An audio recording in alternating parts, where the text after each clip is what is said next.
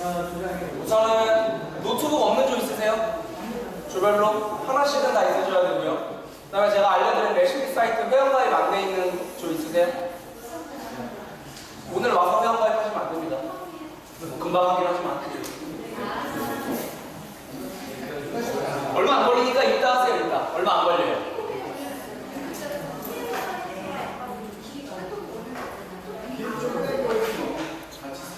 교재 한번 보실까요? 교재는 교재 몇 페이지죠?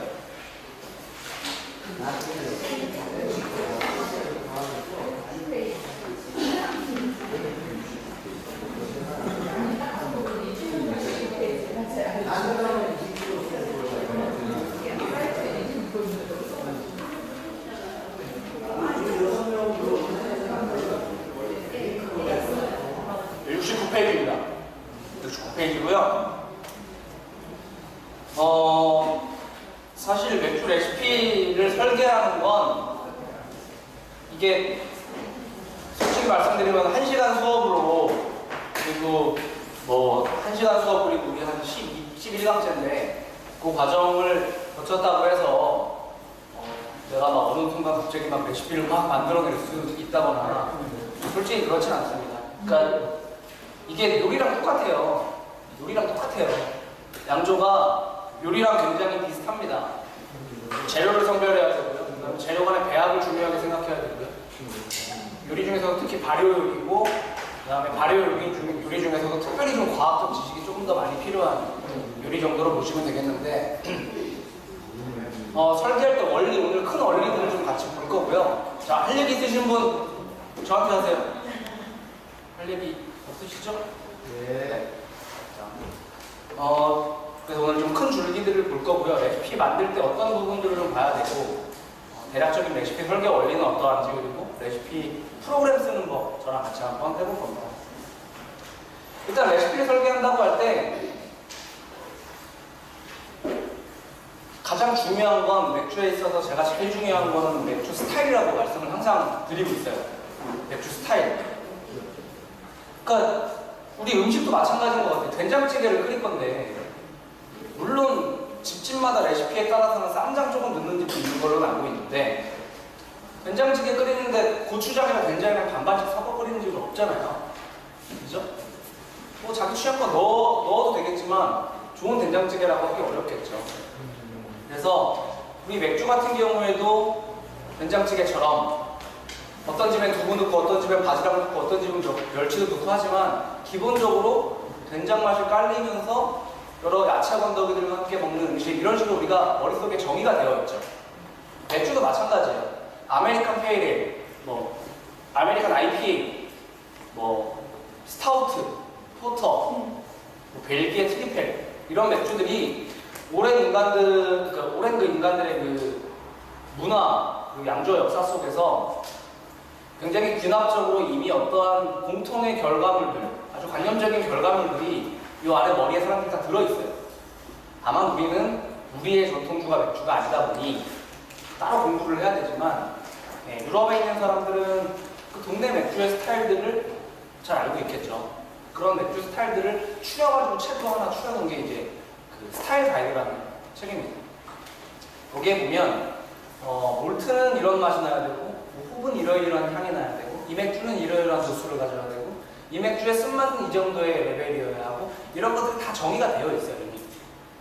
어느 날 갑자기 무슨 맥주의 신 바카스가 뼈가고 나타나가지고 인간들한테 교시를 내려주고 간 게 아니라 사람들이 오랫동안 만들어 오면서 공통의 합의점을 찾은 그 문서로서는 없었지만 공통적으로 관념적으로 존재하는 것들을 현대에 와서 문서로 정리를 한 겁니다. 그래서 우리가 레시피 설계할 때 제일 먼저 해야 될 건 재료를 뭘 사지? 카라멜 40일을 쓸까 60일을 쓸까 이런 게 아니라 어떤 맥주명을 어떤 맥주 스타일을 만들 것인가 그걸 먼저 정해요. 그걸 제일 먼저 정해요. 그걸 먼저 정하고 나서 그러면 그 맥주는 어떤 맛이 나야 될까 스터디가 필요하겠죠? 그 스터디는 저희 교재 제일 뒤에 조그만 글씨로 써져 있는 것들을 보면 지구상에 존재하는 거의 모든 맥주들의 특징들을 정의해 놨어요. 그걸 한번 읽어보시고 그 다음에 아, 내가 만들고 싶은 맥주는 이런 맛이 나야 되고, 이런 알코올 도수 이 정도여야 되고, 향과 맛은 어때야 되고, 다 문서들이 기술되어 있거든요. 그걸 보시고 나서, 여기 문서에 기술된 대로 만들려면 재료를 어떤 걸 구입해야 되는가, 이제 그 순서대로 들어가시는 거예요. 우리가 제일 먼저 중요한 건 맥주 스타일을 정하는 거예요. 맥주 스타일 가장 중요해요. 첫 출발점이기도 해요. 특히 우리는 자가양조 맥주를 만드는 수업이고, 그 맥주 스타일이라고 해서 상한 맥주랑 자가양조랑 다르지 않기 때문에 제가 여러분들이랑 상한 맥주 먹으면서 뒤에 조그만 교재 몇 페이지입니다 말씀드렸던 것들이 BJCP라고 하는 건데요. 네, 미국의 단체, 미국의 비영리 단체고요. 약자입니다. 비어 저지먼트 서티피케이션 프로그램의 약자예요. 맥주를 정의하고 맥주를 심사하는 것을 연구하는 단체, 관련 자격증들도 자격 시험들도 치르고 있고요. 우리나라에서도 이제 올 초부터 지금 공식 저지들, 공식 심사관들이 생겨서 국내에서도 이제 시험을 치르게 되었고요. 저도 이제 그 공식 심사관 중에 한 명입니다.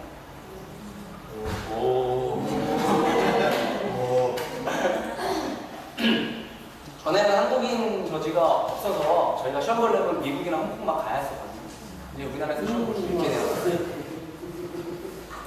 그래서 우선은 레시피 설계하려면 맥주 스타일을 알아야 돼요. 맥주 스타일을 먼저 확정해야 됩니다. 그 다음에 이런 것도 같이 고려서 하게 될 수 있는 거예요.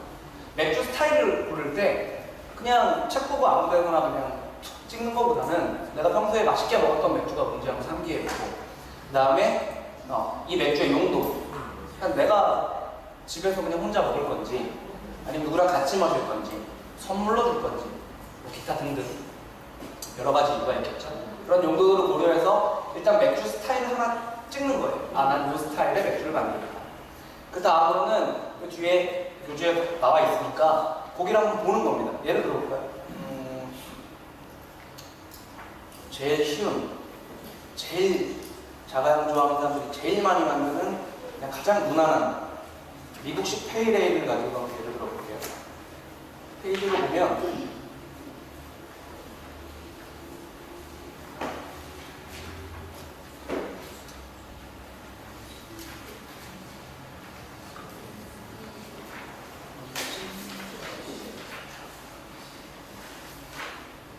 네, 17페이지 17페이지 10A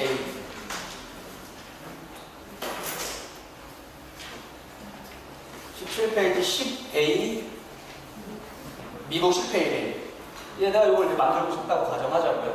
이거를 아주 꼼꼼하게 읽어보는 거예요. 아주 자세하게 읽어보는 거예요. 이 맥주는 어떤 맛이 나야 되는지에 대해서 정확하게 이 표현이 되어 있습니다. 그리고 수치적인 특성들까지 정의가 다 되어 있습니다. 읽어보면 알죠. 홈브루잉 맥주이기 때문에 이 맥주를 심사하기 위한, 이게 홈브루잉 맥주를 심사하기 위한 심사 가이드라인이에요. 제가 여러분들이 읽고 계신 것들이. 심사위원들이, 저지들이 이 문서를 바탕으로 해서 점수를 매기게 돼요. 이 문서에 기술된 대로 얼마나 잘 만들어졌는가를 심사하게 됩니다. 당연히 이 가이드라인에 기반해서 만드셔야 되겠죠. 지금은 제가 지금 2008년도 판을 갖고 나왔어요. 벌써 9년 전이지 않습니까? 당연히 개정이 됐겠죠.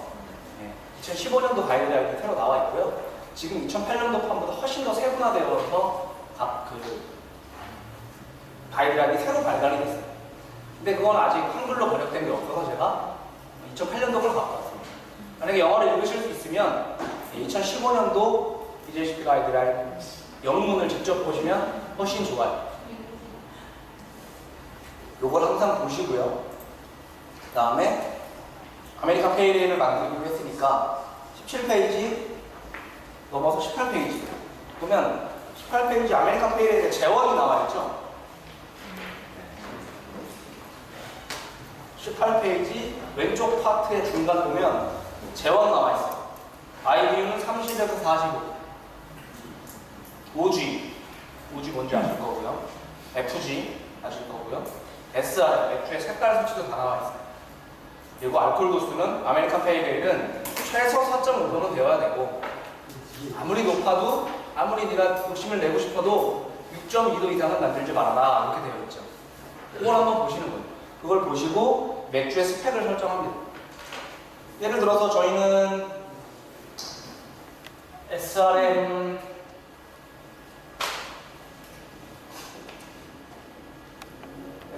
한 6 정도에, 알코올 도수는 한 5.3도에, IBU 수치는, 쓴맛의 수치는 대략 한 40개 쓴 겁니다. 이런 맥주를 만들겠다고 정하는 거예요. 먼저 만들기 전에 저 가이드라인 범위값 안에만 들어가 있으면 되니까요. 네, 저렇게 정해보는 겁니다. 아, 나는 이 정도 맥주를 만들 거다. 정해보는 겁니다. 얘들아, 해당 가이드라인 범위 내에서 종료 비중, 초기 비중, 알코올 도수 이런 것들을 정하는 거예요. 그래서 처음에 양조하실 때는 가이드라인이 최소값부터 최대값까지 있는데 무난하게 중간으로 한번 넣어보세요. 중간으로 4.5도에서 6.2도 사이면 뭐 한 제가 아마 저게 평균 정도 될 것 같아요. 한 5.3도 정도? 네. 그 정도로 한번 무난하게 중간 수치로 한번 만들어 보는 거예요. 만들어 봤는데 내가 먹었는데 좀 너무 쓰다. 그럼 좀 낮춰. 내가 좋아하는 쓴맛의 강도라든지 또 알코올 도수의 강도라든지 이런 것들을 확인할 수가 있습니다. 자, 우선은 이렇게 스펙까지 결정이 됐고 맥주의 특징까지 대략 내가 파악을 했으면 그 맥주를 만들기 위해서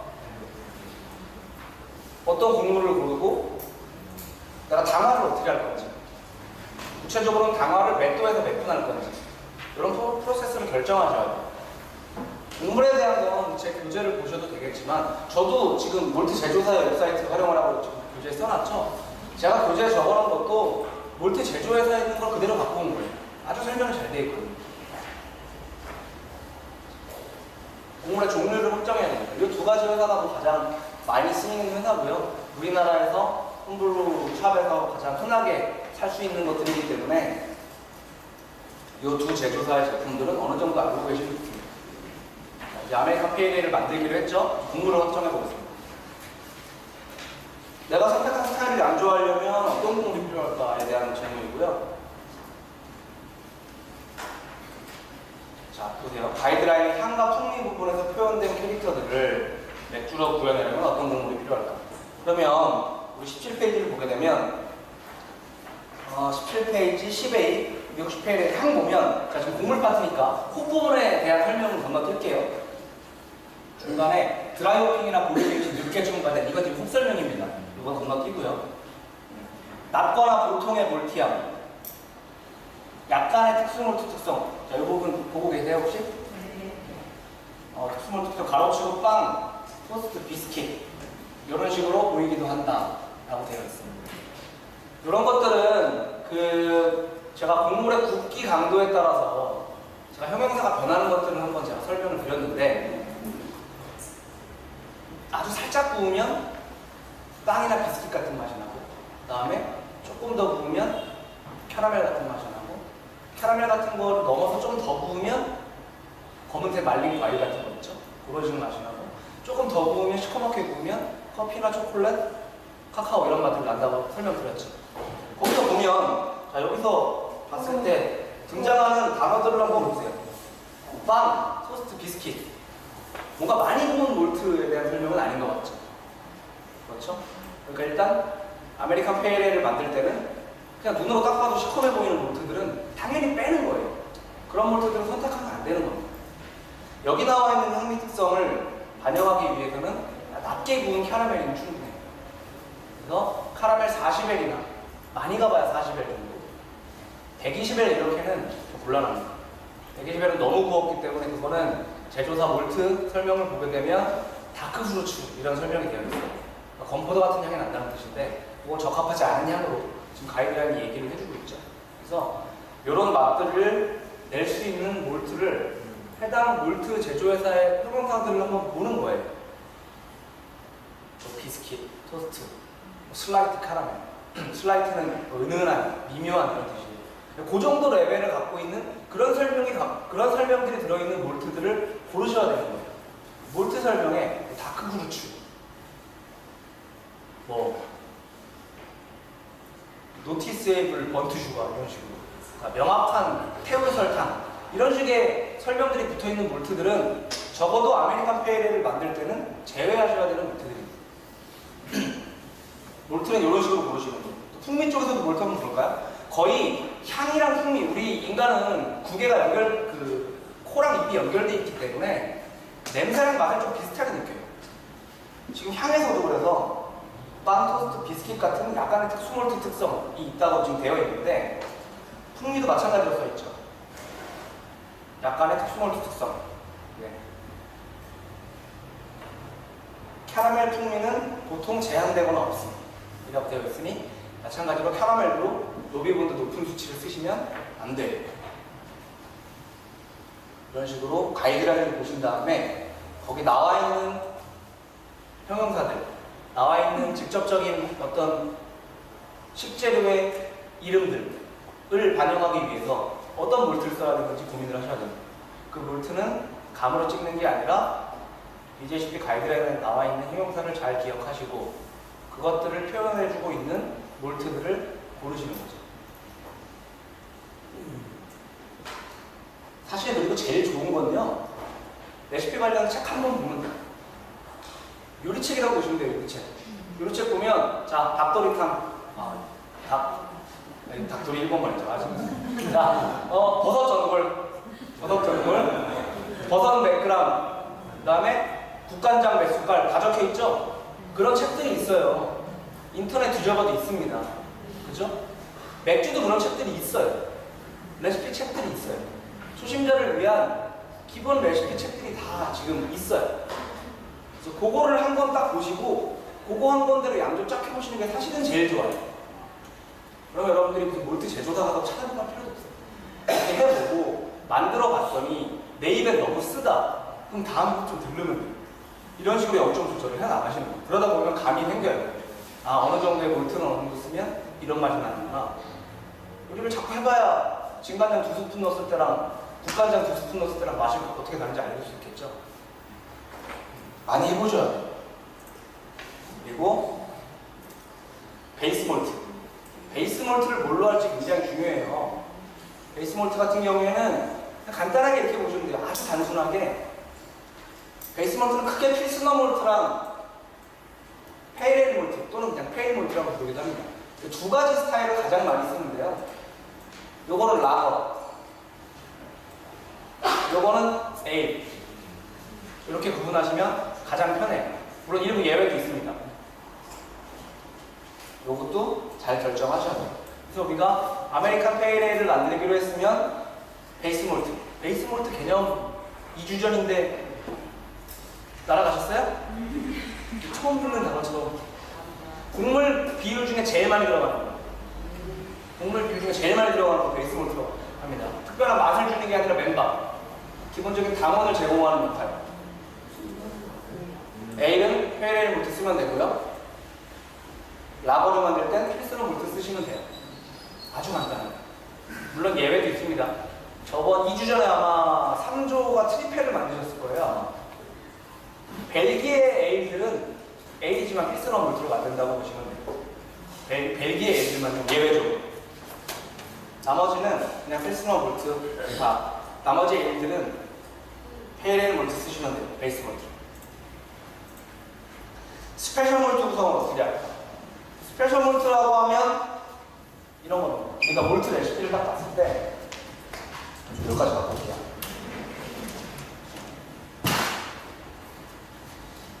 인터넷을 뒤져보다 보니 이런 레시피가 있다고 시작을 해요. 줄여서 APA라고 할게요. 아메리칸 페일.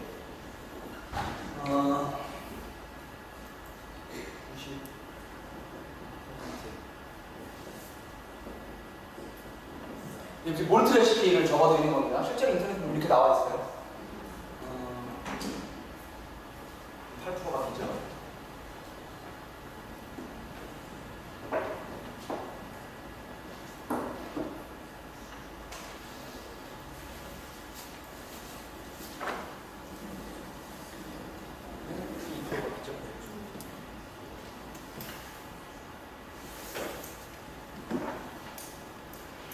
이런 레시피를 발견했다고 치자고요.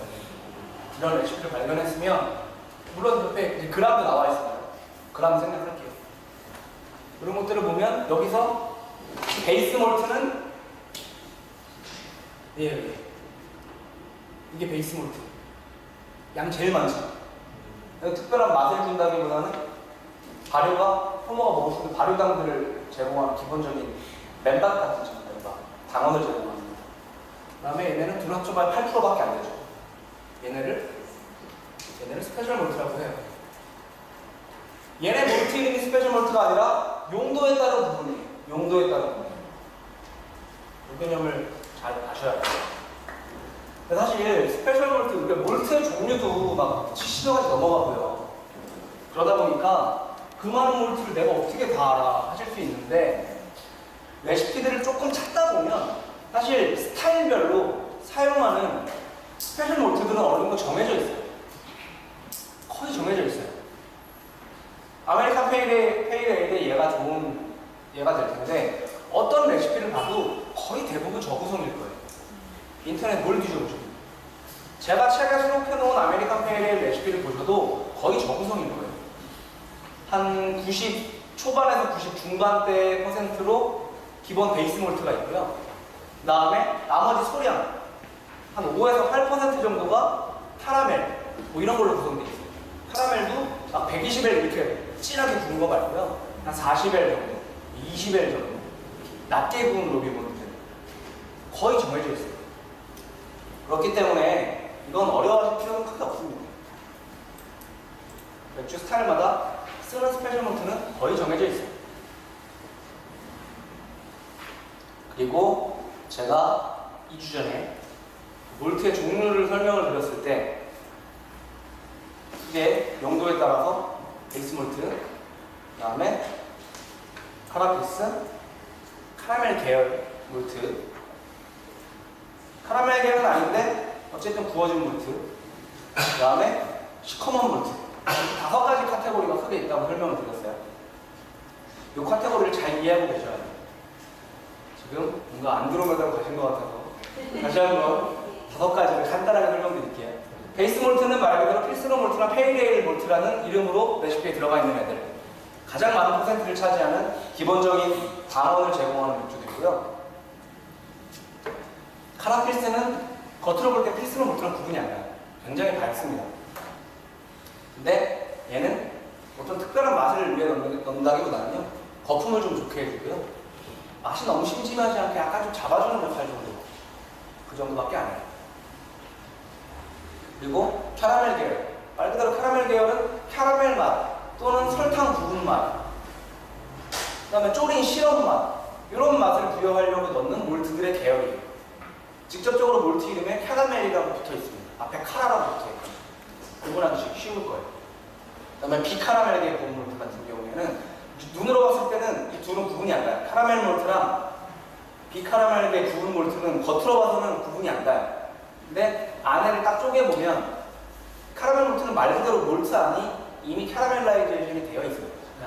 이미 달고나 형태로 가공이 되어 있는 몰트고요. 비카라멜 계열 그 구운 몰트 같은 경우에는 쪼개보면 그냥 몰트가 구워져 있어요.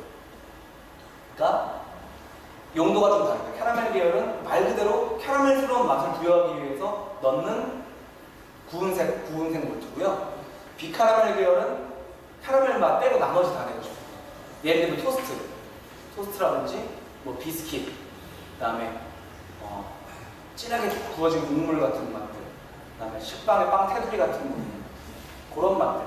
제가 방금 말씀드린 식재료들 달달한 설탕이라든지 캐러멜 맛들이랑 크게 관계없는 식재료들이죠. 그런 맛들을 낼 때 눈으로 구분이 안 가지만 분명히 제품명을 구분해서 쓰셔야 되고요. 로스티드 몰트는 당연히 뭐 말씀드릴 필요 없이 시커멓게 태운 몰트를 말하는 겁니다. 이 몰트 5가지 카테고리를 잘 이해하고 계셔야 돼요. 대충 색깔 비슷하다고 그냥 아무나 막 드시면 안 돼요. 눈으로 보기엔 똑같다니까요. 제조 회사에서도 봐도 예를 들면 저도 비카라멜 계열 구운 몰트 같은 경우에는 몰트가 하도 많으니까 녹이분들을 다 외우지 못해요. 근데 이거 틀려도 그냥 넘어가 주세요. 예를 들어드릴게요.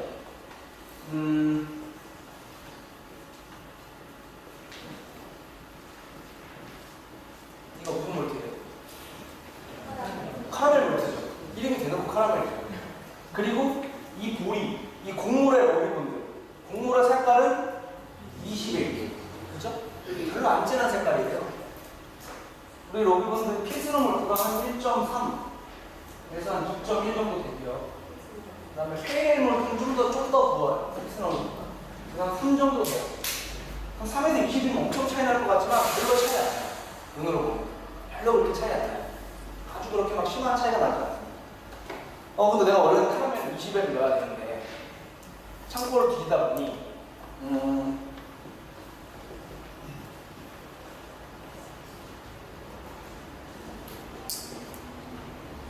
비스킷 몰트라는 애가 있는 거예요, 창고에.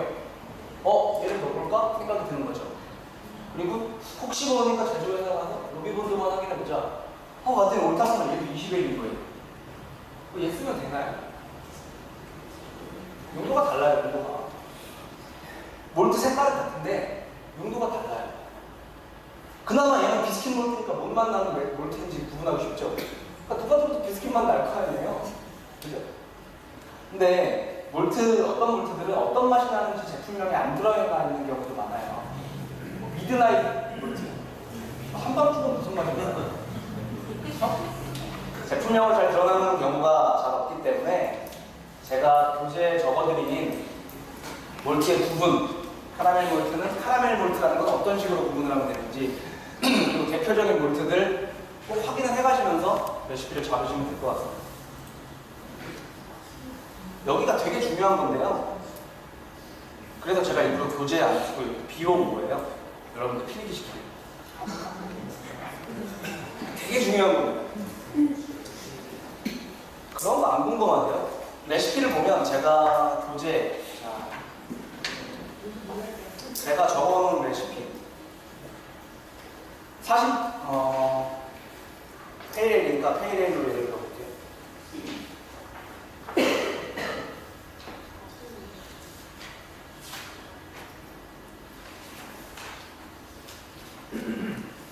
전체 곡물은 페이레일을 한 게 없네요.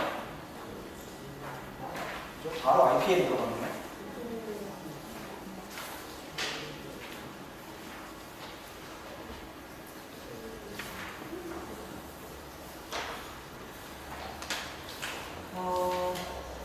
어쨌든 좋습니다. 43페이지 한번 보실래요? 43페이지. 43페이지. 이거 아메리칸 IPA 레시피예요. 43페이지. 자, 곡물 구성 잘 보세요. 이게 왜 중요하냐면 몰트 레시피를 짤 때 몇 그램인지가 중요한 게 아니에요. 그게 몇 퍼센트인지가 중요한 거예요. 퍼센트 비율을 잘 보셔야 돼요. 비율. 43페이지 아메리칸 IPA 보시면 페이레일 몰트라는 게 5.5kg 들어갔죠. 그리고 비율로는 94.18%입니다. 뒤에 수좀 짤게요. 그리고 밑에 보면 카라멜 20L이라는 몰트가 225g 들어갔는데 대략 한 4% 되죠. 그 밑에 보면 카라멜 40L이라는 애가 113g 들어갔는데 비율로는 2%밖에 안 돼요. 이 비율이 굉장히 중요한 거예요. 여러분들이 고민을 하시게 될 거예요. 내가 레시피를 짤 때 집에 카라멜 몰트가 이만큼 있는데 몇 그램을 넣어야 되지? 그냥 대충 감으로 강사님 레시피 보니까 100g에서 200g 넣던데 나도 그냥 대충 그 사이로 넣으면 될까? 뭐 이런 생각들 하실 거잖아요. 근데 그램이 중요한 게 아니에요. 그램. 이 비율이 중요한 거예요. 비율, 퍼센트. 몇 퍼센트를 넣는지. 그게 굉장히 중요합니다. 아직은 이 레시피를 보면 어떤 맛이 나고 어떤 의도가 있는지 잘 모르실 수도 있겠지만 제 의도를 설명을 드리면 4%에 2%면은 스펠셜 몰트가 총 몇 프로예요? 6%죠. 얼마 안 되죠. 얘보다도 더 얼마 안 되죠. 얘는 스펠셜 몰트가 8%죠. 그리고 베이스 몰트가 92%고 지금 이 책에 있는 레시피는 베이스 몰트가 94%예요. 사실 2% 차이면 베이스 몰트가 92%냐 94%냐 큰 의미가 없긴 하지만 어떤 의도로 만든 레시피냐면 특수 몰트의 존재감을 최대한 주지 않으려고 만든 레시피예요. 특수 몰트의 존재감을 최대한 배제하고 그냥 깨끗하게 우리 뭐 밥으로 치면 위에다가 막 덮밥 보면 막 얹은 밥 말고요. 그냥 깔끔하게 버터 간장 넣어서 싹 비벼 먹는 그런 밥 맛으로 먹는 밥 있죠? 네. 그런 느낌이라고 보시면 돼요. 위에 막 젓갈도 올리고 막 이렇게 먹는 거 말고요. 그래서 순수하게 그냥 베이스 몰트의 맛 플러스 이면 줄 IPA니까 주인공이 홉이에요. 홉. 그래서 홉을 굉장히 다양하고 양도 많게 다채롭게 쓴 레시피예요. 이 몰트 레시피를 보면 스페셜 몰트가 다 해봐야 6%밖에 안 들어갔고, 게다가 스페셜 몰트라고 넣은 것들을 보아하니 굵기 정도가 20L이랑 40L밖에 안 되네. 60L과 80L, 120L 이런 게 쓴 게 아니라. 그러니까 이 레시피를 보시면 일단 스페셜 몰트 존재감은 좀 안 주려고 하는 레시피구나. 그리고 낮은 로비분, 그러니까 많이 안 구운 몰트를 썼으니까 역시 마찬가지로 몰트의 진한 맛은 좀 가급적으로 배제하고 싶었던 모양이구나. 이렇게 해석을 하실 수 있어요. 물론 당장은 해석이 안 되실 수도 있지만 레시피를 보시다 보면 보는 눈이 좀 생깁니다. 그래서 스페셜 몰트의 양은 사실 중요한 게 아니에요. 비율이 중요해요. 비율. 카라멜 몰트 몇 그램 넣으면 맛있나요? 이게 지금 질문 자체가 성립이 안 되는 질문이에요. 그래서 전체 곡물 중에서 스페셜 몰트를 얼마만큼의 비율로 넣을 것인가의 문제를 우리가 고민을 좀 해봐야 돼요. 그래서 제가 여기 3, 5, 7, 9, 12, 15 이렇게 갖고 왔잖아요. 이게 대략적으로 어떤 맛이 나는지 제가 지금 설명을 드릴 테니까 적으시면 좋을 것 같아요. 이게 되게 중요해요. 갑자기 노량진 모드가 됐어요. 이거 찍으면 안 되는데, 비밀이네. 농담이고요. 스페셜 몰트를 몇 그램인지는 모르겠지만 한 3% 정도 넣으면 그냥 안 넣은 것보다 나아요. 그 정도예요. 안 넣은 것보다 나은 정도. 안 넣은 것보다 나은 정도, 뭐 적는 방식은 알아서 하세요. 3% 정도 넣으면 그냥 안 넣은 것보다 나아요. 뭐가 나은지. 안 넣은 것보다 그 맛이 난다. 그러니까 맨밥 한 공기에다가 간장을 2방울 떡떡 뿌려보세요. 맨밥보다는 간장 맛이 나긴 나겠죠. 근데 간장 안 넣었다고 하면 아마 모를걸요? 그냥 먹을걸요, 사람들이? 한 2방울 정도면? 어떤 느낌인지 아시겠어요? 맨밥 한 공기에다가 간장 한 방울만 떡 떨어뜨려가지고 섞어가지고 남편분이나 애인이나 줘보세요. 간장 들어간 거 맞추나 못 맞추나. 근데 알고 있는 나는 맨밥이랑 먹어보면 나는 느낄 수 있겠죠. 그냥 그 정도예요, 그 정도. 천상입니다, 천상입니다. 깜짝 놀랐어요. 제가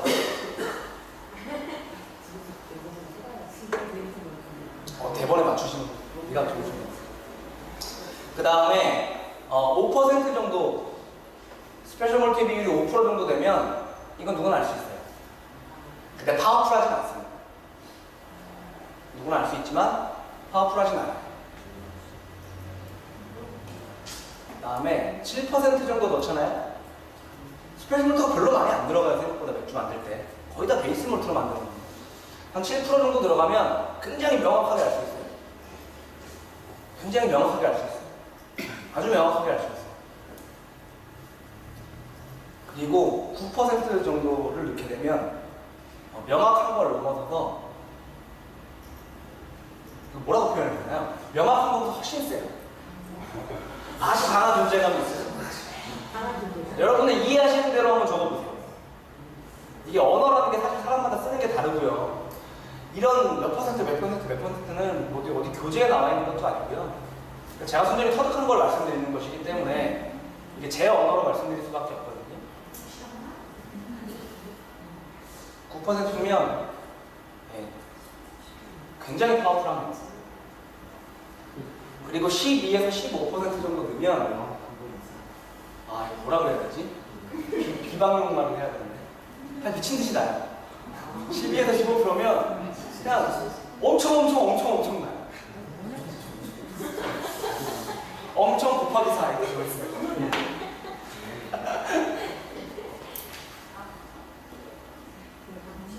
공식적으로 공식적으로 이런 이론을 다루고 있는 책은 없어요.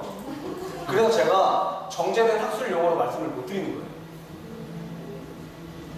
그리고 스페셜 몰트는 웬만하면 15% 이상 들어가지 않습니다. 그 위에 것들은 고려하지 않으셔도 돼요. 여기서 또 하나 주의 깊게 생각을 하셔야 될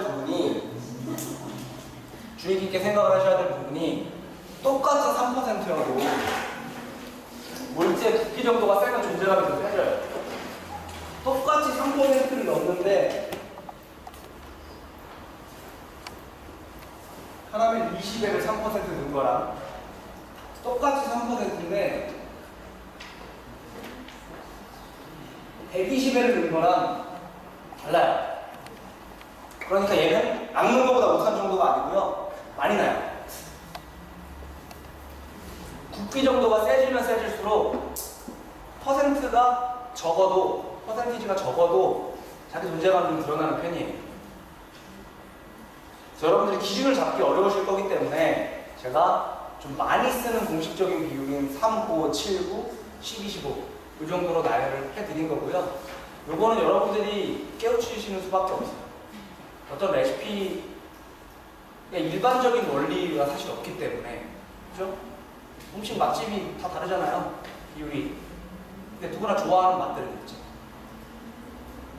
그 비율에 따라서 제가 구간을 어느 정도 나눠드린 거예요. 이 기준을 가지고 스페셜 몰트를 한번 넣어보세요. 그리고 또 하나의 전제 조건은 이 기준은 굉장히 스페셜 몰트와 베이스 몰트가 심플한 레시피일 경우에 해당돼요. 심플한 레시피일 경우에. 근데 레시피 중에 저기 칠판에 적혀있는 거 몰트 킥해봐야 3개밖에 안 들어가죠. 페일에일, 그 다음에 6% 카라멜 40엘, 그 다음에 2% 카라필스, 몰트 3개밖에 안 들어가 있잖아요. 요런 레시피에만 해당되는 거예요. 어디에는 해당하시면 안 되냐면 교재 좀 뒤쪽을 보시면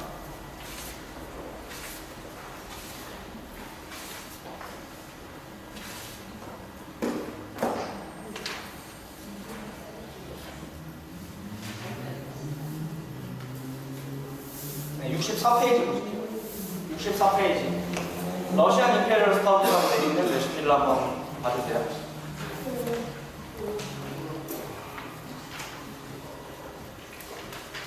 뭔가 공무원 학원에서 암기라고 가르치는 것 같아요. 항상 기분 이상해요. 이거 시험에 꼭 나옵니다.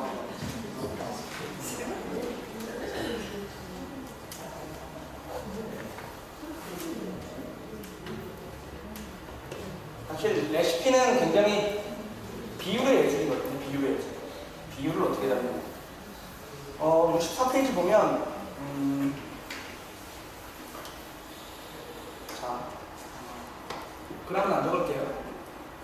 페일 몰트가 78%, 그죠? 그 밑에 로스티드 발리, 시커먼 보리가 6.5%. 로스티드 발리, 그죠? 그 밑에 또 시커먼 초콜릿 몰트.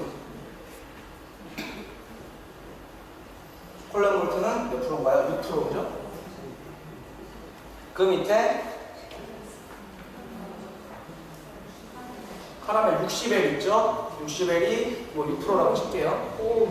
그리고 그 밑에 카라멜 120엘 있죠? 몇 프로죠? 4.5%입니다.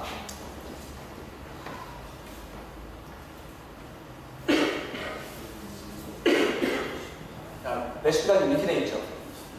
요거 잘 보셔야 돼요. 이런 레시피 보실 때는 아까 일반적으로 저 기준을 한번 제가 잘못 적용해 볼게요. 저 기준을 가지고 그냥 단순히 보면 얘가 베이스 몰트죠? 그죠? 얘네 4개가 스페셜 몰트입니다. 계산해 볼게요. 계산이 안 되네요. 잠깐만요. 12 얘네 2개 더하면 11이죠? 네, 좋습니다. 근데 제가 아까 스페셜 몰트는 12에서 15% 이상 넘어가는 게 없다고 말씀드렸죠? 그리고 12에서 15%면 그 맛이 미친 듯이 나고 엄청 곱하기 4가 나죠? 그럼 얘는 23%는 도대체 엄청 곱하기 10인가? 그게 잘못 생각하는 거예요. 아까 같은 경우에는 정확히 말하면 스페셜 몰트를 또 따로 분류해 보시는 게 좋아요. 크게 카테고리를 묶고 보면 얘네는 시커먼 몰트죠. 시커먼 몰트예요. 그리고 얘네 두 개는 캐러멜 몰트입니다. 그죠? 이렇게 따로 떼어놓고 가면 다시 계산해볼게요. 그러면 얘는 두 개 하면 검은 몰트가 12.5%죠. 얘네는 10.5%죠.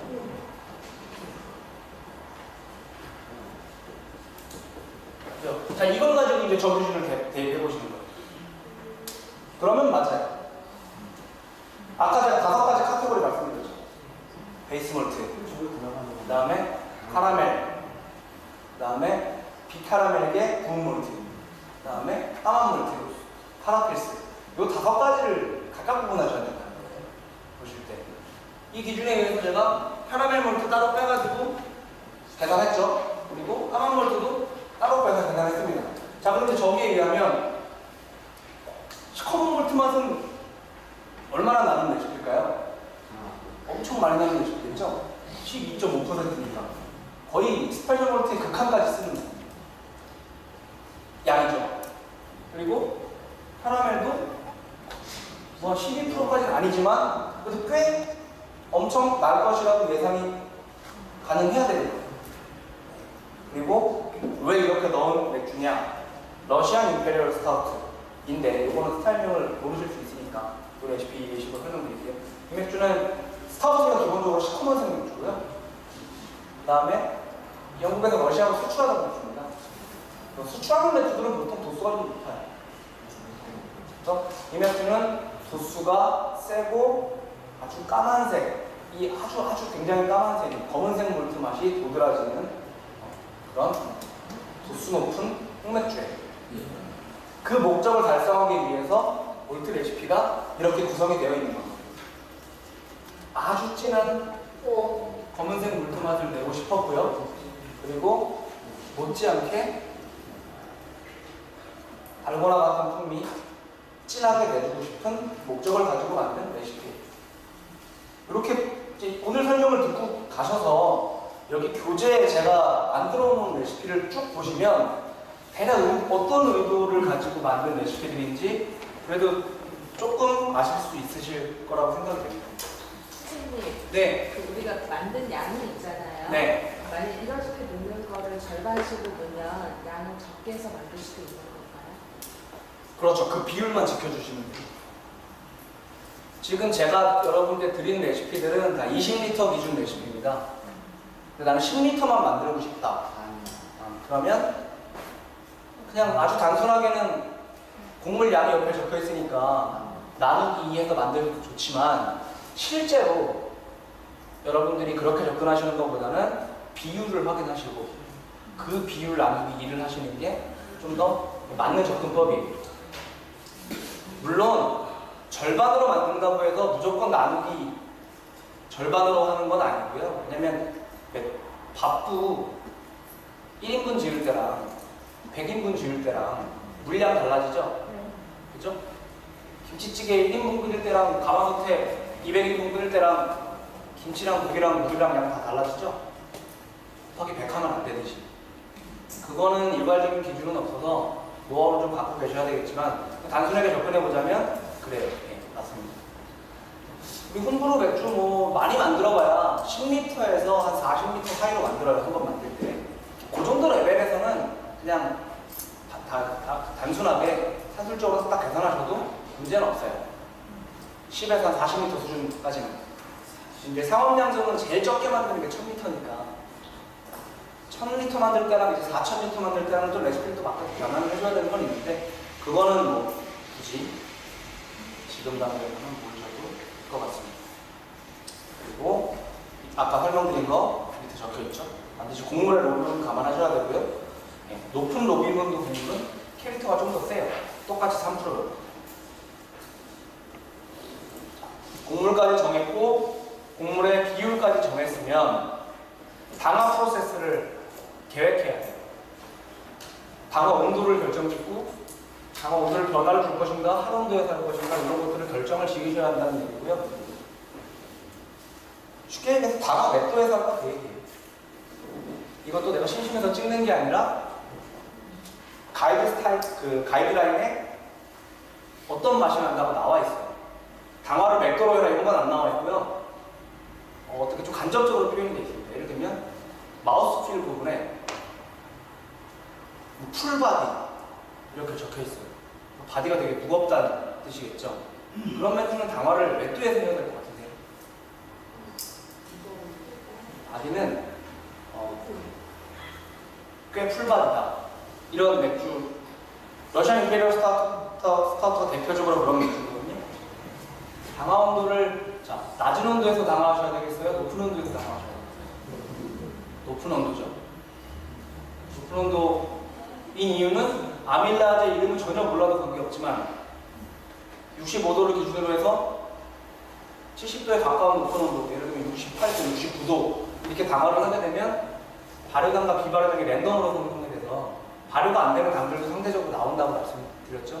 그렇기 때문에 발효가 안 되는 당들이 남아서 우리 풀바디에 기여를 하는 겁니다. 그리고 이제 뒤에 가이드라인에 보면 뭐 아메리칸 라이트라고 이런 것들도 스타일 가이드가 다 적혀 있어요. 아메리칸 라이트라고의 바디 부분을 보면 경쾌하고 가볍고 라이트 바디다 이렇게 되어 있거든요. 그러면 이 맥주 같은 경우 당화를 낮은 온도에서 해야 될까 높은 온도에서 해야 될까요? 경쾌하고 라이트 바디인 맥주예요. 낮은 온도에서 해야 될까요? 높은 온도에서 해야 될까요? 그렇죠. 낮은 온도에서 해야 돼요. 싹 다 발효당이 나와서 효모가 다 먹어버려요. 당이 많이 안 나고 드라이하게. 풍미 부분에서도 이런 것들이 일관되게 기술이 됩니다. 삼키고 난 뒤에 스윗함이 어떤 강도로 다가오는지 이런 것들이 다 적혀 있어요. 그런 것들을 보시고 당화 온도를 정하시는 거예요. 아까 예를 들어보면 아메리칸 페일에 우리가 지금 계속 그걸로 설명을 드릴 건데요. 몇 페이지로? 18페이지였나요? 17페이지네. 자, 흥미 보겠습니다. 17페이지에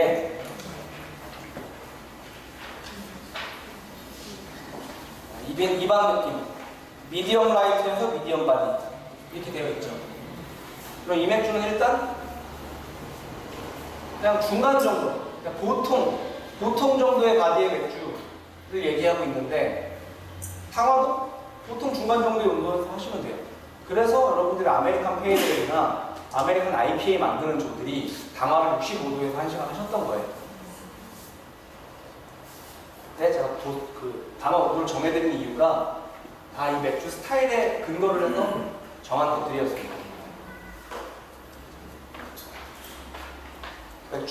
내가 만든 맥주가 드라이한 맥주인가, 스윗한 맥주인가, 여기에 따라서 너무나 쉽게 우리가 구분할 수 있겠죠. 드라이한 맥주는 이 정도 온도 구간에서 당화를 진행하시고요. 그냥 보통 미디엄, 미디엄 풀 이 정도 그런 애들은 그냥 어정쩡한 온도, 이 온도에서 당화를 보통 진행을 해야 되고요. 그 다음에 몰티한 맥주, 스윗한 맥주라는 뜻이에요. 몰티의 단맛이 많이 나고 바디가 무거울 것으로 기대하는 맥주들은 높은 구간에서 당화를 하셔야 됩니다. 그리고 내가 선택한 맥주 스타일 가장 구현할 수 있는 당화 방법이라는 건 한 온도로 1시간 둘 것인가, 아니면 온도를 바꿔가면서 브루스타를 켜서 온도를 바꿔가면서 당화를 할 것인가, 이런 것들도 정하셔야 되는데 온도는 여러분들 당분간 양조를 하실 때 바꾸지 말고 한 온도에서 쭉 해보세요. 처음부터 막 온도 바꾸고 막 이러면 일단 귀찮아요. 흥미 떨어집니다. 지금 초심자 단계에서 가장 중요한 건 완벽한 작품을 만들려고 기대하지 마세요. 즐겁게 하는 게 훨씬 중요합니다. 그 단계에서 질리면 못해요. 즐겁게 하는 게 훨씬 중요해요. 그런 것들. 당화 시간은 기본적으로 60분을 하고요. 근데 곡물이 많거나 러시안 임페리얼 스타우트 만든 조 아마 4조 맞죠? 네. 곡물이 그 조는 엄청 들어갔을 거예요. 8kg 이렇게 들어갔죠? 네. 그렇게 많으면 방화 시간을 좀 더 주는 거예요. 한 90분 정도 합니다. 그럴 경우에는. 이런 것들을 고려하셔야 돼요. 자, 온 지 제가 1시간이 됐는데요. 이제 몰트까지 설명했어요. 이제 호비랑 흉어가 나와 있는데, 호흡은 생각보다 오래 걸리는 것 같지는 않습니다.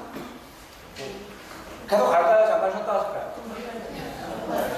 너무 머릿속에 많은 정보들이 갑자기 네, 들어오고 있으시죠? 네. 5분 쉬었다가 10분부터 할게요.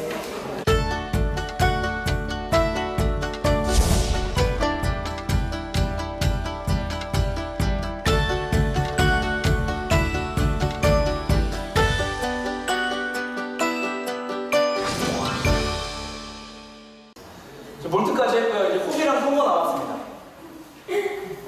결국 레시피 짠다는 게 원재료를 어떻게 다룰 것인가에 관해서 크게 벗어날 수 없어요. 자, 홉도 마찬가지예요. 제가 몰트 윗부분에도 적어놨는데 이 사이트 가면 다 있어요. 다 있어요. 얘네 홈페이지에 직접 들어갈 필요도 없어요. 우리나라에서 지금 팔고 있잖아요, 이미. 이렇게 보시면 좀 더 좋을 것 같은데.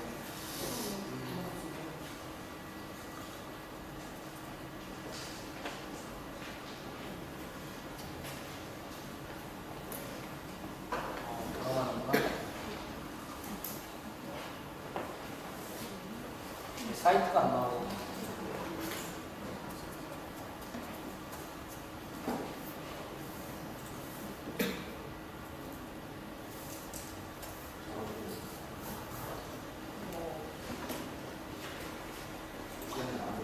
실제로 재료를 산다고 가정하고 사이트랑 병행해가는 부분 이렇게.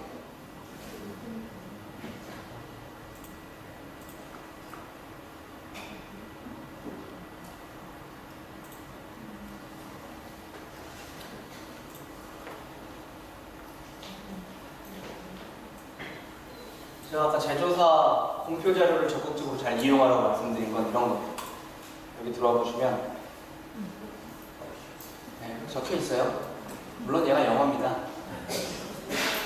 그걸 다 읽을 필요가 전혀 없어요. 제가 진짜 영어 못하기로 유명한 사람이거든요. 근데 저도 한잔 하잖아요. 할 수 있어요. 제가 영어 못하기로 제가 이 바닥에 유명한 사람이에요. 근데 영어 시험 어렵게 했어요. 여기 보면 좀 작네요. 다 읽으실 필요가 없어요. 맛과 관련된 형용사만 읽으시면 돼요.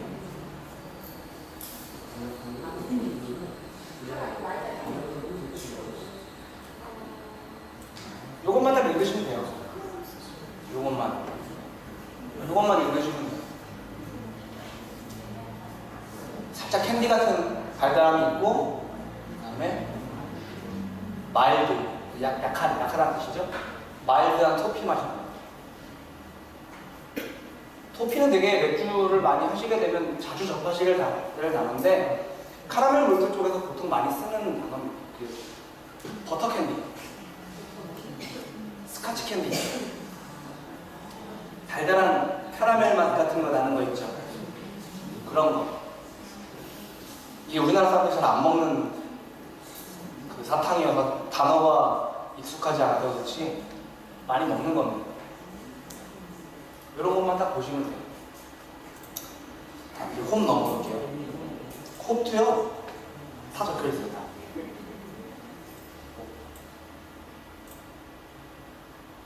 홉은 국가로 구분하는 게 되게 중요합니다. 엄청 자세하게 적혀 있어요. 얘는 좀 간단하네요. 꽃냄새 나고, 아마릴로라는 흡설명입니다. 꽃냄새 나고, 플로라를 못 읽는 사람은 없잖아요. 그죠?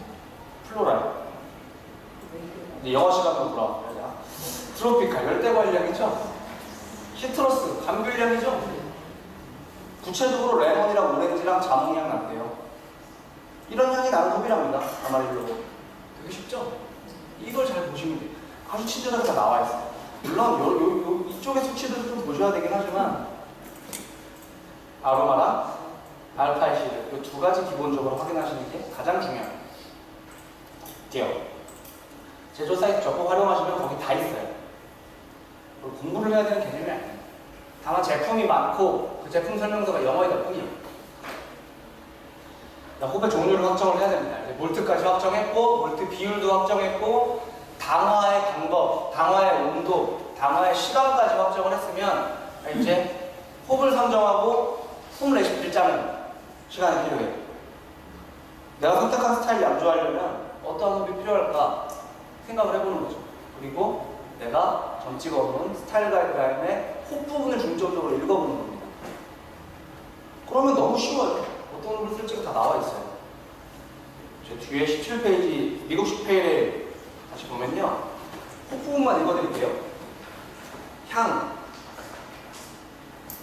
미국산 홉에 의한 보통에서 강한 홉향. 시트러스한 홉 특성이 매우 보편적이지만 필수는 아니다. 풍미 부분에서도 볼게요. 보통에서도 높은 홉 풍미. 일반되게 보통에서 높은이라고 강도를 표시해주고 있죠. 홉을 조금 넣으면 안 되고 최소 중간이나 많이 넣어야 된다는 스타일이라는 얘기고요. 얼만큼이 많이고 얼만큼이 적은지는 제가 기준을 알려드릴 거예요. 그리고 시트러스한 미국산 특성을 보인다. 시트러스하대요. 그러면 여기서 시트러스 들어간 거 찾으면 되는 거예요. 저는 홉 이름만 봐도 뭐가 시트러스한 홉인지 알기 때문에 바로 탁탁 찍을 수 있지만 여러분들이 처음 들어왔다고 가정을 해보면 이렇게 하나씩 열어보는 겁니다. 열어봐서 시트러스 있는 거 찾는 거예요. 자, 컨테이너 열어볼게요. 여기 있어. 네, 여기 있죠, 시트러스. 이런 홉을 일단 추려놓는 거예요. 내가 아메리칸 페일에이를 오늘 만들어야지 라고 했으면 가이드라인을 잘 읽어보고 특수곡물 정하고 당화 같은 방법 다 정한 다음에 이제 홉을 구매해야 되죠. 웹사이트 들어와서 시트러스자 들어간 거 쭉 다 한번 내가 모아보는 거예요. 얘네 셋 다 시트러스 대표업이거든요. 이렇게 세 개를 내가 다 골랐다고 가정을 할게요.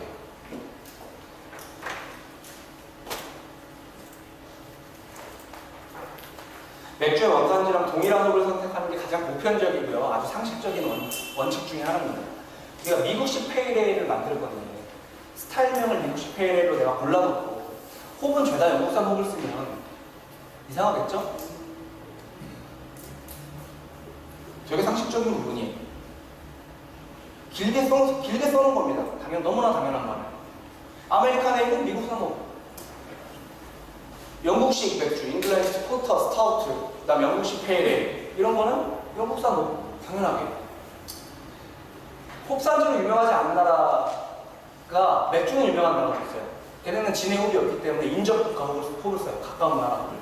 예를 들면 한국이 홉산지는 별로 유명하지 않은데 한국 고유의 맥주가 유명한 게 있다. 그럼 홉은 중국이나 일본에서 당연히 근수에 오겠죠. 되게 간단한 상식이에요. 아일랜드랑 스코틀랜드는 자체적인 홉이 없어요. 근데 맥주는 되게 유명한 나라예요. 전통 맥주가 있는 나라고 되게 유명한 나라입니다. 얘네는 진해 직접 홉이 없으니까 잉글랜드 홉 쓰겠죠. 그리고 체코 필스너. 체코는 홉으로도 유명한 나라입니다. 당연히 체코 홉 쓰고요. 독일 맥주는 독일 홉 쓰는 거고요. 벨기에 역시 자체 홉이 그렇게 유명하지가 않아서 인접 국가 홉을 써요. 벨기에랑 딱 국경선 보시면 맞닿아 있는 나라들, 독일 같은 나라. 그 다음에 영국이라든지 이런 나라 홉들을 쓰는 거예요. 이게 그냥 가장 기본적인 원칙입니다. 그리고 영문을 보실 때 이런 것들을 읽다 보면 아까 제가 아메리칸 페일에는 시트러스라는 단어가 반복적으로 등장하고 있죠. 반복적으로 등장하는 홉에 관련된 아로마 형용사들이 있을 거예요. 스파이시, 플로랄, 시트러스, 허브 이런 단어들이 계속 등장할 거예요. 그 스타일 반복적으로. 그러면 그거 들어간 것들 뽑으면 되는 거예요. 어렵지 않습니다. 아메리칸 페일이니까 일단 미국 홉 중에서 시트러스한 특징을 가진 홉을 뽑으면 되는 거겠죠. 아메리칸 홉 중에서도 시트러스하지 않은 홉이 있어요. 그래서 아메리칸 페일에일을 만들 건데 미국 홉 아무거나 쓰시면 안 돼요. 아메리칸 페일에일을 만들 거면 반복적으로 감귤류의 향이 난다고 등장하고 있죠. 그러면 미국산 홉을 쓰는 건 당연한데 미국산 홉 중에서도 시트러스한 특징이 도드라지는 홉들만 고르셔야 되는 거예요. 이 가이드라인에 다 나와 있어요. 그 다음에 홉의 종류. 제 레시피를 보시면 어떤 게 주인공이냐에 따라서 홉을 쓰는 양과 홉을 쓰는 종류의 믹스가 달라져요. 주인공이 몰트인 맥주들, 그런 것들은 홉이 상대적으로 양도 적고요, 홉도 단순하게 들어가요. 그래서 기억나실지 모르겠지만 여러분들 어떤 조는 특히 까만 맥주 만들 때 이런 조들은 60분 홉 한 번 넣고 그냥 끝이었을 거예요. 60분 내내 홉 안 넣었을 거예요. 뭐 스모크드 포터라든지 로버스트 포터, 브라운 포터 이런 조들 홉의 양도 적고 별로 안 넣었을 거예요. 근데 옆에 좀 보면 막 계속 바쁘죠. 시간제도 60분에 넣고 옆에 시간제고 있다가 15분 전에 한번 넣고 불 끄기 전에 넣고 막 엄청 바쁘죠, 그죠? 그리고 뭐 홉도 제가 막 편애하는 것처럼 이만큼 주죠, 그죠? 그런 건 아니고 맥주의 주인공이 몰트냐 홉이냐에 따라서 쓰는 양이랑 종류랑 호핑 스케줄이 달라지는 거예요.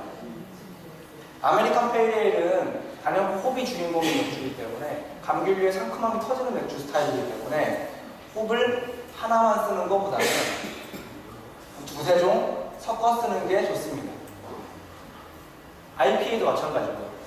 그 저번 주에 6월 5일날 아마 병입을 하신 걸로 알고 있는데 IPA 만든 거 드라이오핑까지 끝난 거예요. 뚜껑 딱 열었을 때 홈냄새 엄청나셨죠? 그동안 아마 맡아보지 못하셨을 레벨의 폭발적인 과일향이 났을 텐데 그 레시피들을 보시면 본인조 레시피를 보시면 홉 2, 3종씩 믹스를 했을 거고요. 넣는 양도 굉장히 많았을 거고요. 호핑 스케줄도 되게 촘촘했을 거예요. 넣고 뒤돌아서면 또 넣고 또 넣고 이런 식으로. 코어 물론까지는 모르셔도 되고요, 굳이. 제가 홉 부분을 설명해놨으니까 관심 있는 부분을 보시고요. 하지만 알파산은 꼭 보셔야 돼요. 알파산. 홉 봉지에 몇 퍼센트라고 써져 있는 거. 그건 꼭 보셔야 돼요. 호핑 기법을 또 확정해야 돼요. 되게 단순해요. 대부분 맥주 스타일은 그냥 보일링 호핑만 하면 충분해요. 보일링 호핑 끓일 때 넣는 거. 몇 분에 넣어도 다 보일링 호핑이에요.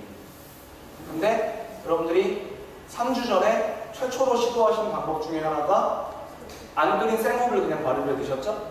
그게 드라이 호핑이에요. 호핑 테크닉으로 처음으로 한번 다른 걸 해보신 거예요. 그동안 쭉 보일링 호핑만 해오시다가 IPA를 만들 때 그 중에는 모든 조가 생호를 넣으셨을 거예요. 안 끓이고, 그죠? 호핑 테크닉을 결정한다는 건 그런 겁니다. 대부분 그냥 끓일 때 보일링 호핑이면 충분해요.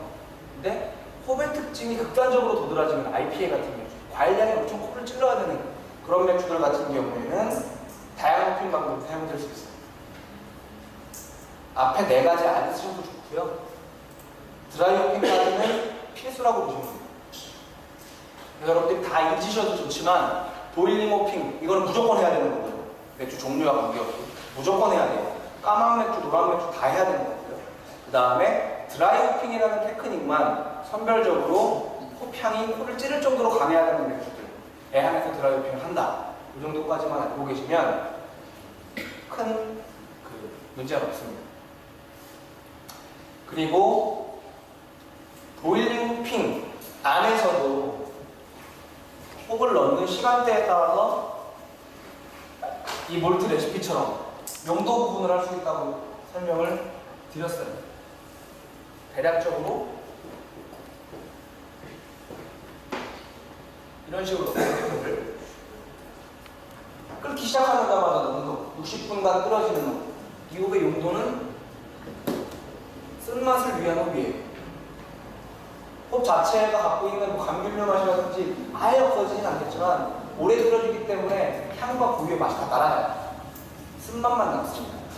그냥 이렇게 해습니다. 비터링, 비터호, 쓴맛도 다 같은 말이에요.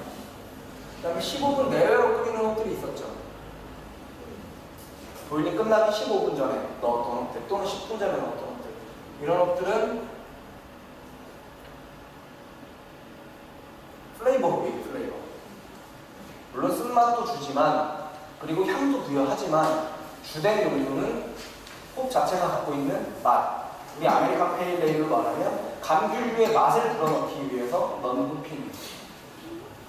이 호핑 같은 경우에는 쓴맛도 당연히 나오고요. 그 다음에 플레이버도 나오는데 아주 짧게 끓여내기 때문에 향을 나기 위한 홉이에요. 이걸 그래서 아로마 홉이라고 부르죠. 이 세 가지 용도. 이 세 가지 구간을 다 쓸 것인가? 아니면 이 한 구간만 쓸 것인가? 이 세 개 다 할 것인가? 이거 중간 빼고 이렇게만 할 것인가? 이건 양조자가 마음대로 하는 게 아니라 맥주 스타일에 이미 다 정의가 되어 있어요. 거기에 홉을 몇 분에 넣으세요 이런 건 안 적혀 있죠. 당연히 가이드라인에 안 적혀 있는데 잘 읽어보면 알 수 있어요. 홉의 특징은 그다지 두드러지지 않음. 뭐 이렇게 기술되어 있다고 치자고요. 아로마 호핑 할 필요 있나요? 그런 맥주는 아로마 호핑 할 필요 있어요? 읽다 보니까 홉의 특징은 별로 두드러지지 않으며 주되게 몰트 특성이 드러난다. 자, 이런 문장을 발견했다고 치자고요. 그런 맥주를 만드실 때는 아로마 호핑 하실 필요 있어요? 굳이 없어요. 굳이 없어요. 그렇게 이해하시면 돼요. 그래서 비터링, 플레이버, 아로마 다 할 것인가, 뭘 생략할 건가, 이건 전적으로 맥주 스타일에 달려 있습니다. 홉의 향이 메인 주인공인 아메리칸 페일 에일을 만들겠다고 하면서 비터링만 하면 될까요? 안 될까요? 아메리칸 페일 에일을 만드는데 60분 비터링만 내가 하려고 계획을 갖고 있어요. 그 계획이 잘못된 건가요? 괜찮은 건가요?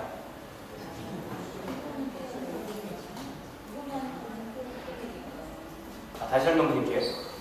홉의 과일량이 아주 중요한 맥주가 아메리칸 페일 에일인데 내가 그 맥주를 만들려고 하면서도 60분 호핑만 하고 15분이라는 아로마 호핑을 안 하겠다 라고 생각을 했으면 그거는 안 되는 거예요. 깜짝 놀랐어요. 그거 괜찮은 거지 하셔가지고 내가 좋아요 이렇게 있나 당연히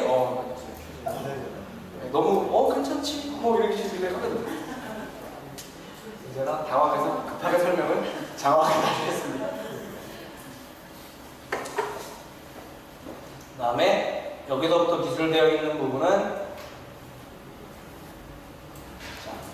홉의 양 그리고 홉의 콤비네이션 홉의 스케줄을 잡는 방법을 말씀드리기 위한 거예요. 해당 스타일을 잘 표현할 수 있는 홉의 조합은 뭘까? 이런 것들을 고민해보시고 그에 대한 답을 얻으셔야 되는 부분인데요. 이것도 혹시 가이드라인에 나와 있어요. 시트러스, 레몬, 트로피칼 이렇게 적혀 있으면 그렇게 형용사를 갖고 있는 홉들을 골라서 일단 믹스해 보시면 그 맛이 나겠죠, 당연히. 비율은 우리가 좀 나중에 정교하게 잡더라도.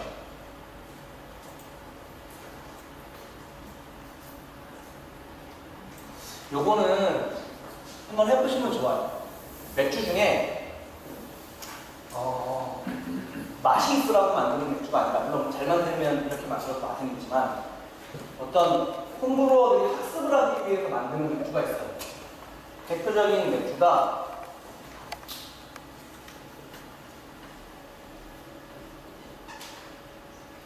스매시 맥주라고 있어요. 스매시 약자인데요. 싱글 몰트 앤 싱글 홉 약자예요. 그러니까 공부하려고 만드는 맥주예요. 이 홉이랑 이 몰트는 무슨 맛이 날까? 그러니까 다른 변수를 제거하고 딱 그것만 넣는 거예요. 간장이랑 새우젓이랑 소금이랑 짠맛이 어떻게 될까? 라가 궁금했을 때 찌개를 끓인 다음에 3개를 끓이는 거죠. 하나는 원하는 간까지 넣어가는 건 동일한데 하나는 소금으로만 간해주고 하나는 새우젓으로만 간해주고 하나는 간장으로만 간해주는 거예요. 그러면 소금, 새우젓, 간장 알 수 있겠죠. 특징은 똑같은 강도의 짠맛이어도. 그래서 이런 레시피들은 학습용 레시피이기 때문에 굉장히 간단해요. 레시피가 몰트 보통 필수는 100% 아무것도 안 나요. 이렇게만 만드는 거예요. 스페셜 몰트 없이. 이 맥주는 조금 더 현실적으로 말씀드리면 홉을 공부하기 위한 맥주예요. 홉 특성을 공부하기 위한 맥주. 그래서 얘는 맨바닥만 딱 깔아주는 거예요. 스페셜 몰트 아무것도 안 넣고. 그리고 홉은 이제 스케줄을 다양하게 쓸 수 있는데 홉은 딱 하나 써요. 캐스케이드라는 홉이 제일 유명하니까. 캐스케이드 60분 28g 15분 마찬가지로 캐스케이드 28g 0분 아로마 캐스케이드 28g 이렇게 맥주를 만들면 싱글 몰트, 싱글로 스매시 비어가 되는 거예요. 홈브로들이 홈 공부할 때 이렇게 많이 되는 거예요. 글로만 읽으면 잘 모르거든요. 캐스케이드에 대한 설명을 보게 되면 물론 읽으면 알 것 같아요. 무슨 맛이 날 것 같은지. 그죠? 네, 중간 강도의 꽃향기가 나고 감귤류의 풍미랑 네, 자몽톤이 있다 이렇게 되어 있잖아요. 글로 읽으면 무슨 맛인지 알 것 같잖아요. 근데 사실은 경험해보는 게 제일 좋겠죠. 그러니까 좀 홉을 잘 다루는 사람들은 이런 맥주를 좀 많이 만들어요. 저도 맨 처음에 어떤 맥주가 어떤 홉이 어떤 맛이 날까 물론 글로만 해도 짐작은 가지만 여러 번 많이 만들어봤어요. 그리고 제가 가게에서도 좀 맥주에 흥미 있는 분들을 위해서 재미를 주기 위해서 상업 맥주를 출시도 한 적이 있어요. 센테니얼 한 종류만 쓰는 맥주, 캐스케이드 한 종류만 쓰는 맥주, 몰트는 다 똑같고 효모도 똑같고 도수도 다 똑같은 거예요. 이렇게 해서 두 잔 세트로 해서 같이 먹고 이러면 캐스케이드랑 센테니얼이랑 둘 다 시트러스 함의 대표 주자인데도 센테니얼의 시트러스 함이랑 캐스케이드의 시트러스 함이 좀 다르게 느껴질 수 있겠죠. 그런 식으로 공부를 많이 해요. 그 얘기에 대한 내용을 조금 길게 적어놓은 거예요. 싱그런 맥주 자주 양조를 해서 기록을 해보시면 좋아요. 그리고 20리터를 만들어서 이렇게 만들 경우도 있어요. 20리터를 만들어서 1차 발효가 끝나고 일주일 뒤에 발효를 2개에다가 10리터, 10리터씩 나눕니다. 그리고 이 맥주는 캐스케이드로만 만든 맥주였어요. 거기에다가 하나는 드라이오핑마저도 캐스케이드로 하고 하나는 뭐 센테니얼로 캐스케이드로 센테니얼로 드라이오핑 했을 때 어떤 결과가 있을 것인가 이런 식으로 테스트를 해봤죠. 20리터를 다 한 번에 만든 다음에 2번 만들면 귀찮으니까 한 번 만들어서 쪼갤 때 10리터, 10리터 발효를 따로 넣고 이렇게 하는 경우도 있어요. 이거는 좀 한번 해보시면 좋아요. 그리고 펠레토브로도 충분히 아로마 테이스팅이 가능하니까 이렇게 한번 해보시고 적어 놓으시면 좋을 것 같습니다. 이거는 크게 중요한 게 아니니까 넘어갈게요. 네, 이것도 위에 있던 거 반복입니다. 이것도 제가 했던 이야기 반복이고요. 이게 대표적으로 많이 쓰는 흡 스케줄인데 60분 넣고 30분 넣고 안 넣고 60분, 15분, 5분 이거는 IP 같은 맥주도 이렇게 만들어요. 그냥 끓고 있는데 옆에 딱 붙어있어야 돼요. 어디 못 가요. 또 넣고 이래야 돼요. 엄청나게 후배 그런 스케줄들이 후배 캐릭터가 중요합니다. 이게 좀 궁금하실 거예요. 얼만큼 홉을 넣으면 어느 정도의 티가 날까? 되게 좀 교재에 들어가기에는 약간 좀 너무 관용호흡이긴 한데 근데 이게 많이 궁금해 하시더라고요. 아까 몰트는 퍼센트로라도 알 수 있지 얘는 도대체 뭐 한 움큼을 넣으면 되는 건가 혹은 두 주먹을 넣으면 많이 나나 이런 질문들을 많이 하실 텐데 이것도 어디 교재에 나와 있는 게 없어요. 근데 양조하는 사람은 자기 노하우 다 있거든요. 그래서 그걸 가지고 좀 말씀드릴게요.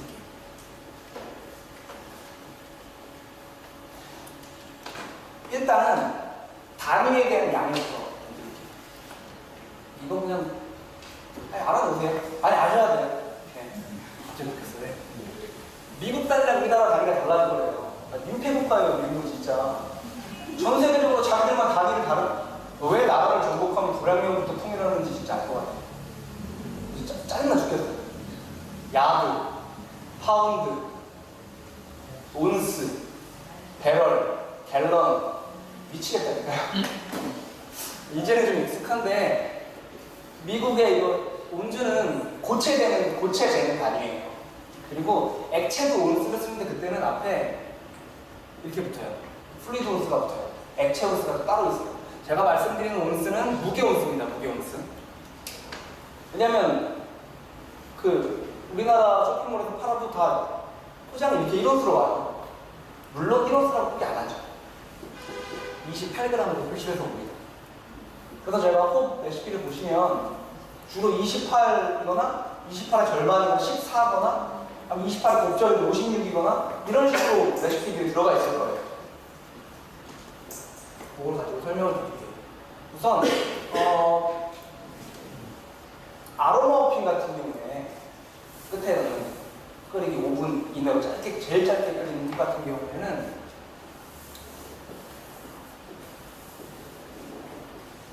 이 정도 쓰거든요.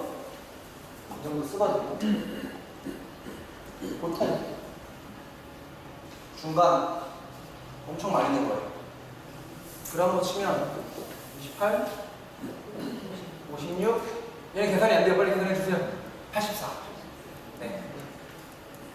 이렇게 레시피를 짜시면 아로마 호핑을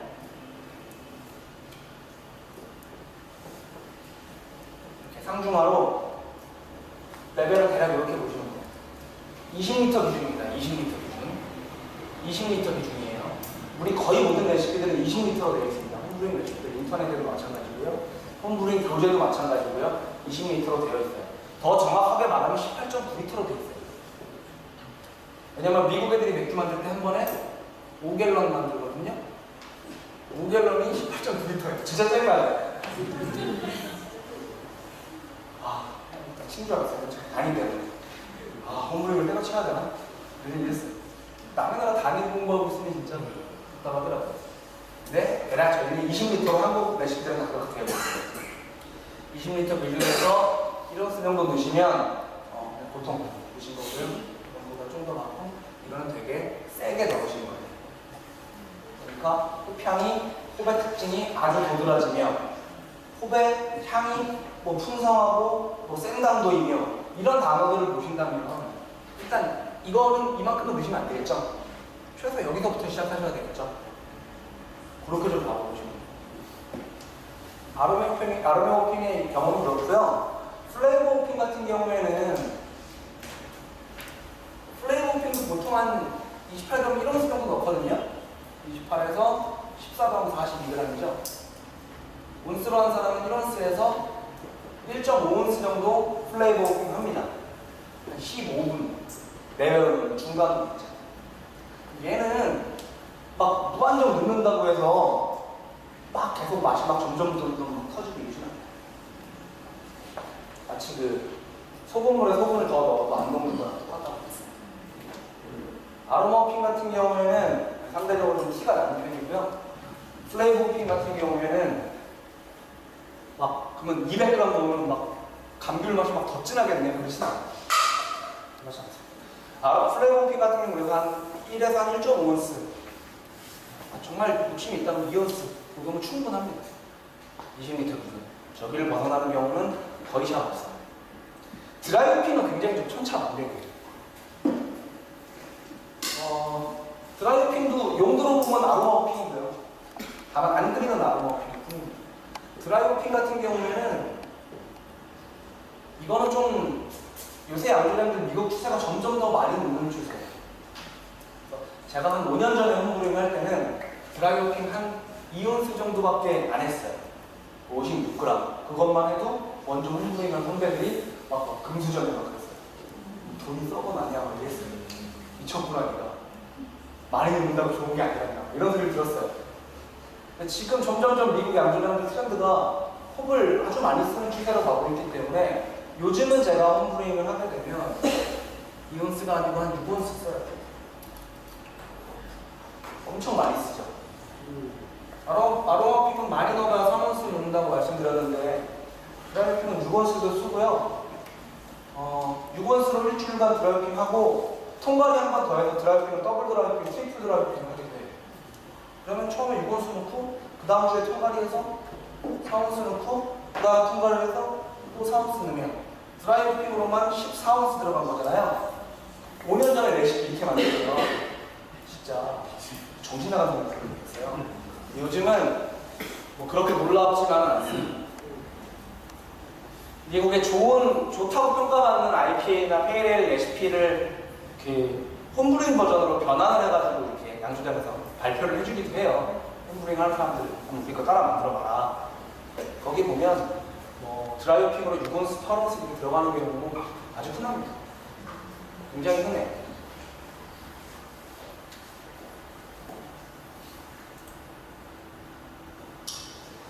홉은 이 정도로 하고요. 다음에 마지막 효모. 효모는 간단해요. 내용도 별로 없죠. 마찬가지로 효모도 보여줘야 돼요. 효모 연구소 웹사이트 적극 활용이라고 되어 있는데 멀리 가실 것 없이 여기 아주 매우 친절하게 크래프트브로가 특히 사이트가 굉장히 친절하게 안내가 잘 되어 있는 편이에요. 부산에 있는 그 홈브루잉 오프라인 샵인데 온오프라인 샵인데 다른 것보다 조금 더 자세합니다. 특히 효모 부분은 되게 자세하게 잘 영어가 아니고 번역이 되어 있는 것들도 있어요.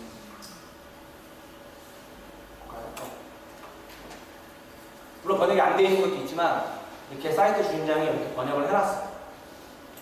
이런 식으로. 이런 것들이 읽어보시면 되고요. 이 자료를 적극적으로 잘 활용을 하셔야 돼요. 마찬가지로 이 질문이 모든 재료 앞부분에 가장 먼저 들어있을 거예요. 내가 선택한 스타일에 잘 어울리는 효모가 뭘까? 항상 스타일 기준으로 생각하셔야 돼요. 홉이랑 마찬가지로 되게 단순하게도 맥주의 원산지 효모.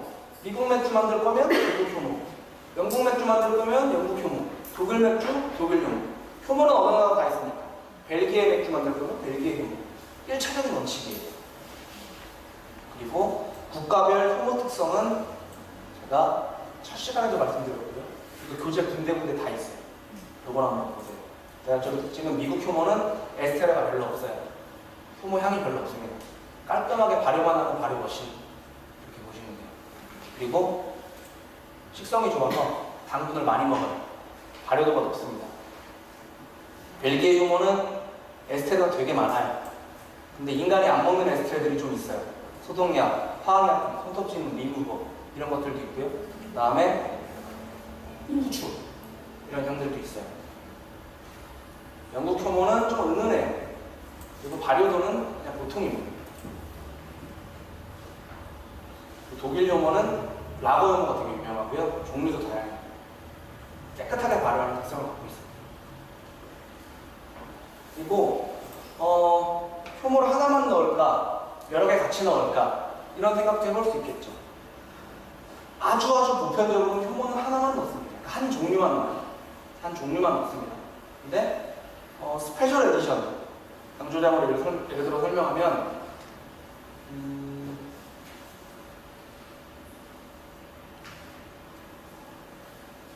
미국 효모로 1차 발효한 다음에 오크통에 옮겨야 돼요. 발효 끝나면 오크통에 옮깁니다. 오크통에 옮긴 다음에 야생 효모를 집어넣어서 효모 두 종류 쓴 거죠. 야생 효모를 넣으면 이상한 가죽 벨트 같은 맛이 나고요. 파인애플 같은 맛도 나고요. 그런 좀 복잡한 맛이 납니다. 그런 걸 유도하기 위해서 일부러 그렇게 효모를 두 종을 두 단계에 거쳐서 쓰고 스페셜 에디션으로 이렇게 비싼 병에 고급스럽게 폴크막에 딱 박아가지고 내놓는 맥주들도 있어요. 의도가 있는 상태에서 두 가지 종을 쓴 거고요. 또 예기치 않은 경우에도 써요. 효모가 발효가 중간에 멈추는 경우도 있어요. 여러분들 양조하시다 보면 내가 목표 종료 비중이 1.010인데 얘가 1.030에서 떨어질 생각을 안 해요.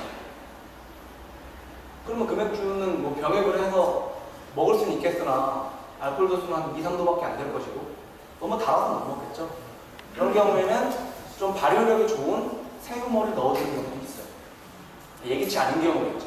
그러나 대부분 아주 상식적인 경우에는 그냥 여러분들이 소독하고 뚜껑 걸고 효모 넣고 뚜껑 닫으셨죠? 그냥 그게 끝이에요. 상업 양조장도 마찬가지입니다.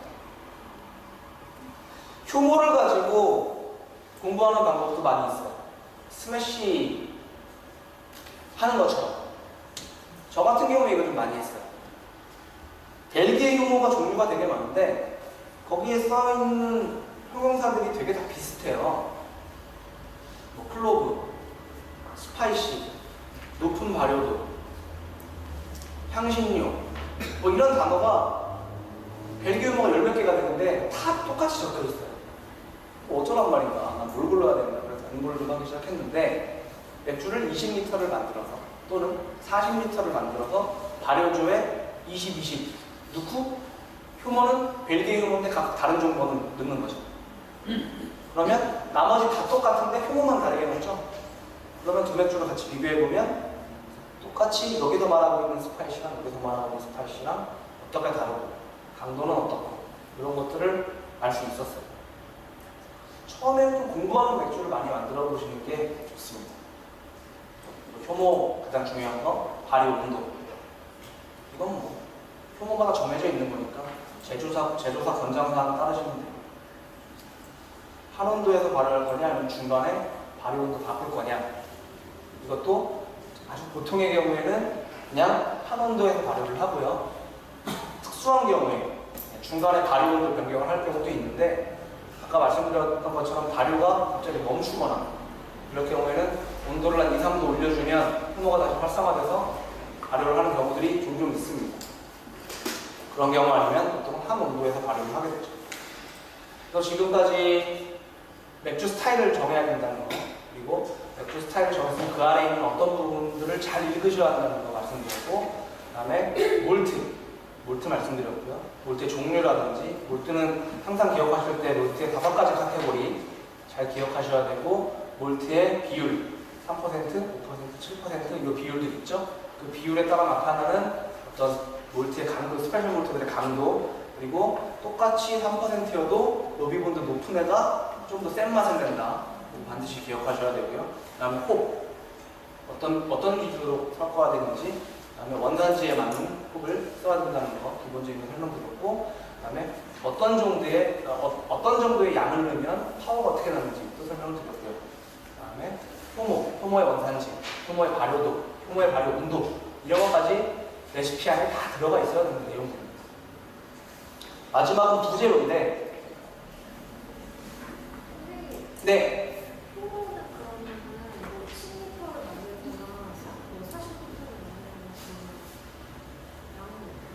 양이요?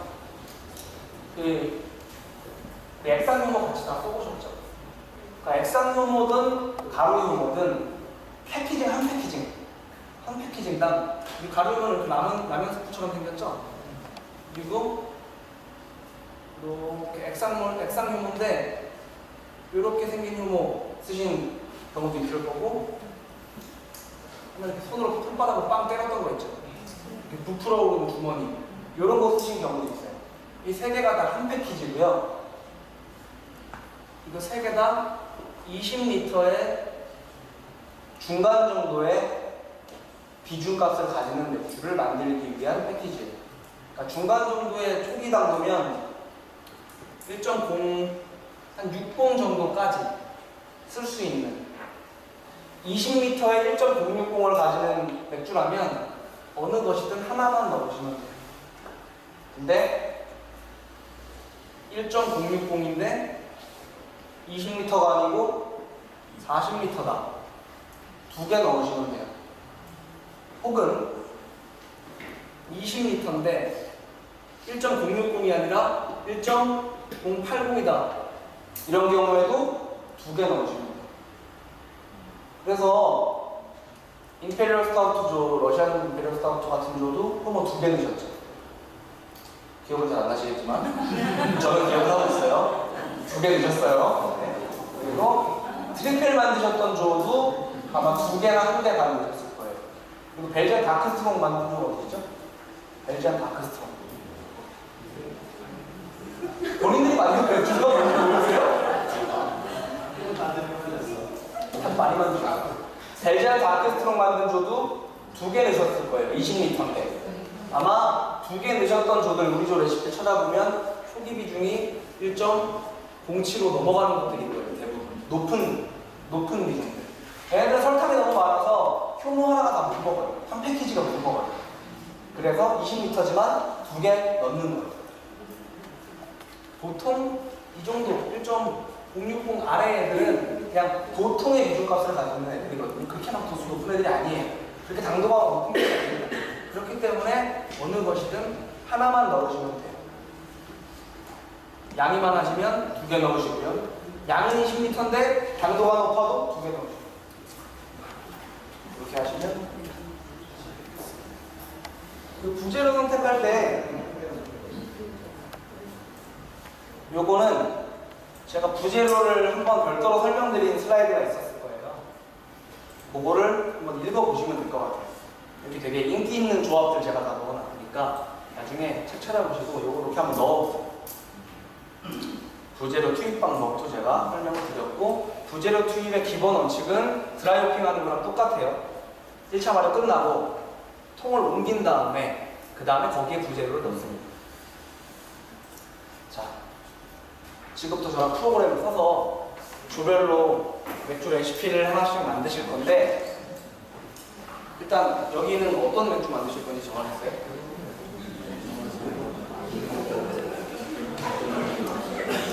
조별로 어떤 맥주를 만드실지 제가 55분에 여쭤볼게요. 저시계 기준으로. 지금 빨리 논의를 하시고, 스타일명을 딱 찍으면 제일 좋고요. BJCP 뒤에 기준으로 스타일명을 딱 찍어서 저한테 알려주면 제일 좋고, 그게 너무 어려우시면 어떤 브랜드 이름을 대셔도 돼요.